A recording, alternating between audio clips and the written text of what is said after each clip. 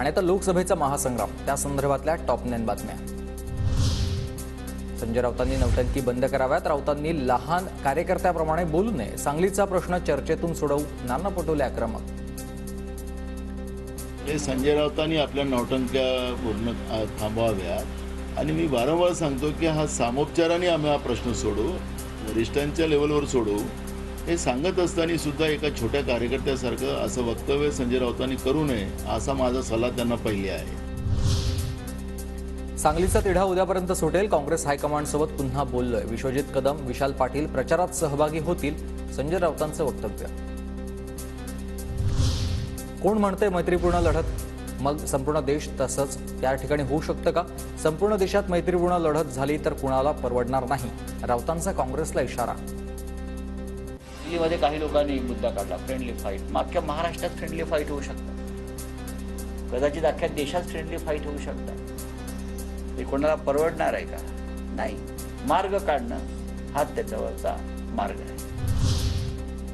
अजूनही वेळ गेलेली नाही, वंचितनं विचार करावा, काँग्रेसचा प्रस्ताव वंचितनं फेटाळलेला आहे। काँग्रेसचा प्रस्ताव आणि आता वराती मागून घोड्याचा विचार कोण करत आहे? पटोलेंच्या प्रस्तावावर आंबेडकरांनीही खोचक टीका त्यानंतर केली। प्रकाश आंबेडकरांना वेळ देणारे नाना पटोले कोण? संजय शिरसाट यांचा पटोलेंनाच टोला, तर काँग्रेसची नेहमी आंबेडकर विरोधी भूमिका राहिली आहे, काँग्रेसला प्रकाश आंबेडकरांना मोठं होऊ द्यायचं नाही, बावनकुळेंची ही टीका। नाना पटोले कोणत्या प्रकाश आंबेडकरला वेळ देणारा? वंचित हे काँग्रेस बरोबर किंवा राष्ट्रवादी बरोबर जाणार नाही, उबाठा बरोबर जाणार नाही, आघाडी आता टिकणार नाही, हे पूर्वीपासून मी सांगत आलोय आणि आज त्याचा प्रत्यय तुम्हाला आता 1-2 दिवसात येईल। आंबेडकर चळवळीबद्दल भाजपला बोलण्याचा अधिकार नाही, प्रकाश आंबेडकरांसमोर आज देखील काँग्रेसचा मैत्रीचा हात, नाना पटोलेंचं बावनकुळेंच्या टीकेला उत्तर। साहेबांना पूर्ण मदत करायची भूमिका काँग्रेस पक्षाची आहे।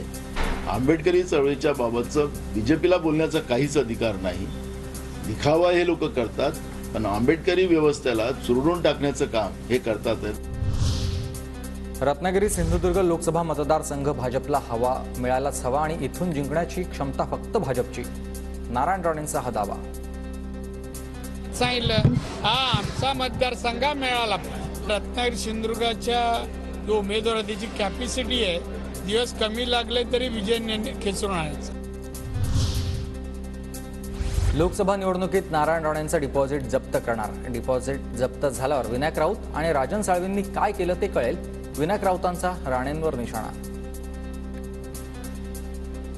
आता राजन साळवी आणि विनायक राऊतने काय केलं, या निवडणुकीला नारायण राणेंची डिपॉझिट जप्त करून आपण निवडून यायचं, म्हणजे कळेल की राजन साळवी आणि विनायक राऊतांनी काय केलं।